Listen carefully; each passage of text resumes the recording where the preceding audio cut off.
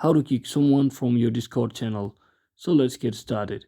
So if you also want to kick someone from your Discord channel because they are annoying or you don't know how they end up in your channel, so here's what you need to do. So first just head over to discord.com and make sure you are logged into your account, and simply head over to any of your favorite channel where you are facing such problem, where you need to kick out some people. So let's say you are in some kind of your favorite channel, so you just have to first simply click on the show member list button over here to actually show all of the member list, and just right click on any one of these members. Let's say I want to remove or kick out this person over here, so just right click on it and you can see there is the option to directly kick with that username. Simply click on this option and you just have to provide the reason for kick. So you can basically write in anything over here.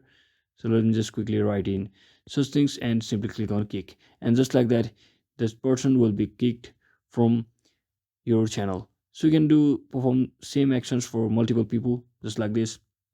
So thanks for watching. Don't forget to like and subscribe to the channel. See you on the next one.